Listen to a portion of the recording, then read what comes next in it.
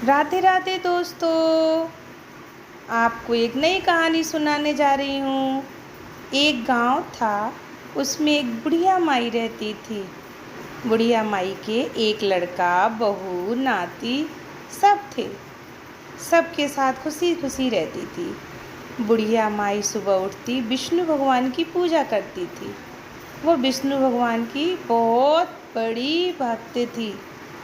उसके लड़के की एक छोटी सी दुकान थी कपड़ों की। उनका लड़का कपड़ों की दुकान में खुश था। धीरे धीरे उनकी बड़ी दुकान हो गई और बड़ी दुकान होने के बाद वो लड़का अपनी बुढ़िया माई के पास आया। बोला, माँ, हमने बहुत बड़ा मकान बना लिया है, हम वहाँ रहेंगे।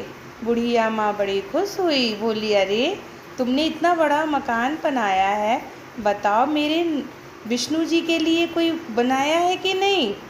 बहू बोली, अरे माँ, आप नहीं जाओगी, है ना, आपके विष्णु जी जाएंगे, हम लोग ही वहाँ रहेंगे, आप तो यहीं रहोगी, मैं, मेरे पति और मेरा बच्चे। उसकी माँ ने कहा, बेटा सुन रहा है ये बहू क्या कह रही है, कैसी गलत सलत बातें कर रही है, ये ऐसे बोल रही है, तुम इसे कुछ समझाते क्यों नहीं हो, क्या अनाप शनाप बक रही है। लड़का बोला, माँ ये सही कह रही है, आप और आपके विष्णु जी यहीं रहें, मेरे उस बड़े मकान में आप लोगों के लिए जगह नहीं है, आप नहीं जा सकती। ऐसा कह के वो चले गए। बुढ़िया माँ रोने लगी। लक्ष्मी नारायण के पास बैठे बैठे सोचने लगी कि हे प्रभु, इनकी कैसी बुद्धि है, ये कैसे हैं। और ये सोच के दिन बीतने लगे। वो डेली अपने लक्ष्मी नारायण की सुबह पूजा करती, अपने हाथों से भोग बनाती और भोग बना के अपने नारायण को खिलाती थी और उसी को अपने भोजन स्वरूप खा लेती थी। धीरे धीरे दिन बीतने लगे। बुढ़िया माई एक दिन बैठी, उसका राशन ख़त्म हो गया, पड़ोसिन जा रही थी। तो बुढ़िया माई ने पड़ोसिन से कहा कि तुम बाज़ार जा रही हो तो मेरे लिए सामान ले आना। पड़ोसिन सामान ला के बुढ़िया माई को दे देती है। बुढ़िया माई चाय बना के दोनों पीती है, चाय बना के उनको देती है। तब पड़ोसन बताती है कि आपके लड़के ने बहुत बड़ा उद्घाटन किया है मकान का, सबको गांव में उसने खाने के लिए बुलाया है, क्या आपको नहीं बोला। बुढ़िया माँ ने कहा, नहीं, मैं उससे दूर हूँ। धीरे धीरे दिन बीतने लगे। बुढ़िया माई का स्वास्थ्य खराब रहने लगा। जब बुढ़िया माँ बीमार रहने लगी तो वो अपने लक्ष्मी नारायण के लिए भोग बनाने में उसे परेशानी होने लगी। शरीर अस्वस्थ रहता था, फिर भी वो किसी तरह अपने नारायण का भोग बनाती, भोग बना के उसे खिलाती और नारायण से कहती, हे नारायण, वो जहाँ हैं, जैसे हैं मेरे बच्चे, सुखी रहें। और फिर अपने भगवान की भक्ति में लीन हो जाती। एक दिन की बात है, बुढ़िया माई जब भोग बनाने के लिए गई तो उसने देखा कि आटा ख़त्म हो गया है। बुढ़िया माई ने चक्की में पीसने की कोशिश की, मगर चक्की वो नहीं चला पाई।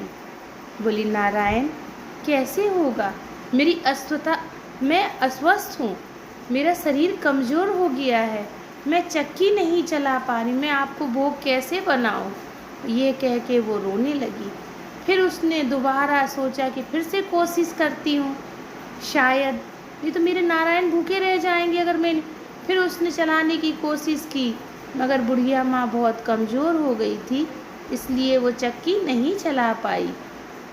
तभी एक बहुत बड़ी रोशनी के साथ नारायण प्रकट होते हैं और वह बुढ़िया माई के साथ चक्की चलाने लगते हैं। बुढ़िया माँ को भरोसा नहीं होता, वो बार बार आंखों से देखती कि अरे ये कौन है। तभी नारायण बोलते हैं, माँ, मुझे भूख लगी है, मुझे जल्दी जल्दी खाना बनाओ, मैं कैसे खाऊंगा आप जब तक नहीं बनाओगी। बुढ़िया माँ रोते रोते बस नारायण को देखती रहती है, उसे समझ में नहीं आता है कि ये क्या है, कैसे है। बोलती है, हे नारायण, मैं बहुत परेशान हो चुकी हूँ। अब मैं इस ज़िंदगी से बहुत थक चुकी हूँ। मुझे अपने साथ ले चलिए, मैं अब इस दुनिया में नहीं रहना चाहती। नारायण बोले, माँ, अभी तुम्हारा समय नहीं आया, अभी तुम रहो यहीं, जब समय आएगा तो मैं ले जाऊंगा। इतना कह के नारायण ने खाना बनवाया माता से और खाया, और खा के उन्हें आशीर्वाद देते हुए कहा कि जाओ, आज के बाद तुम्हें कभी कोई परेशानी नहीं होगी पृथ्वी पे, और जब तुम्हारा दिन पूरे हो जाएंगे तो मैं स्वयं तुम्हें लेने आऊँगा और स्वर्गलोक लेके चलूँगा। कह के वो चले जाते हैं। बुढ़िया माँ की झोपड़ी महलों में बदल जाती है, अन्न धन दौलत सब कुछ हो जाता है। बुढ़िया माँ एक सेठानी की तरह रहने लगती है। उधर उनके लड़का बहू की सब दुकान उकान सब बर्बाद हो जाता है। लड़का बहू आते हैं और अपनी माँ की ठाट बाट देख के अचंभा खाते हैं कि अरे ये क्या हो गया।